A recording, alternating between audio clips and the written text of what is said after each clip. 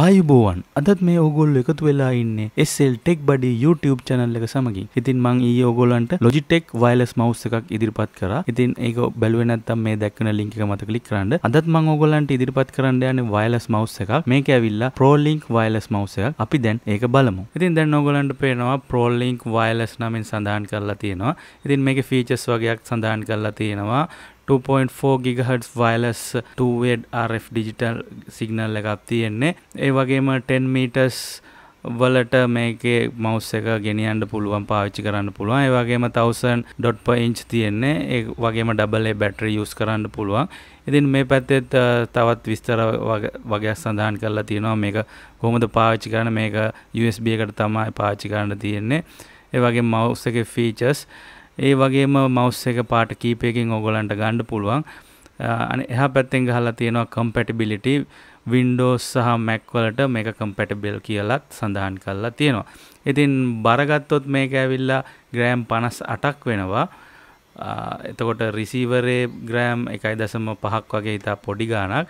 dimension ගත්තොත් mouse එකේ විතරක් මිලිමීටර් වලින් 108යි දිගත්, පළල 61ත් උස 38කුත්, receiver ඇත්තටම 19යි 15යි 6යි දිගපල්ල උස පිළිවෙලින් කිව්වොත්.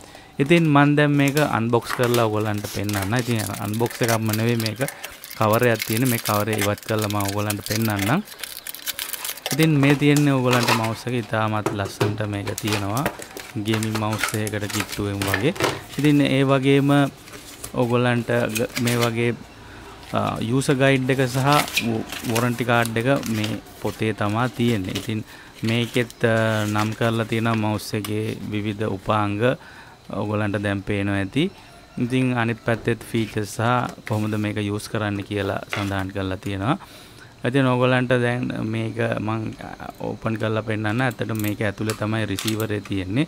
ඉතින් receiver මේක ඇතුලේ දාන්න පුළුවන් හින්දා ඔයගොල්ලන්ගේ receiver එක නැති වෙන්නේ නැතුව එහා මෙහා මේ mouse එක ගෙනියන්න පුළුවන් කිසි කරදරයක් නැතුව.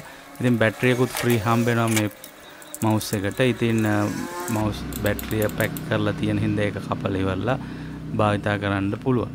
ඉතින් මම දැන් මේක battery දාලා ඉවර වෙලා මේ බටන් එක on off කරපුවාම තමයි මේ mouse එක වැඩ කරන්නේ. ඉතින් on off switch එකක් තියෙනවා battery life එක දීර්ඝ කාලයක් පවත්වා ගැනීම සඳහා. ඉතින් මේ වගේ දාලා ඉවරලා මේක close කරලා තියන්න ඕනේ. ඊට පස්සේ receiver එක ගහලා ඕගලන්ට පාවිච්චි කරන්න පුළුවන්. ඒ වගේම පාවිච්චි කරලා ඉවර වුණාම off කරලා ඉවරලා receiver එක මේක ඇතුළට දාලා ඕගලන්ට එහා මෙහා ගෙනියන්න පුළුවන් කිසි ප්‍රශ්නයක් නැතුව.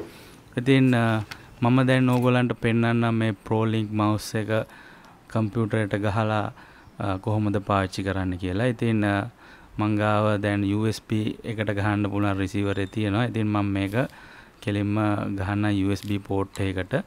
ඉතින් port එකට ගහපුවාම ගහලා ඉවර වෙලා ඕගොල්ලන්ට on off switch එකෙන් මේ mouse එක on කරන්න ඕන. එතකොට රතු පාට එළිය ඕගොල්ලන්ට දැක ගන්න පුළුවන් මේ දැන් පේනවා වගේ.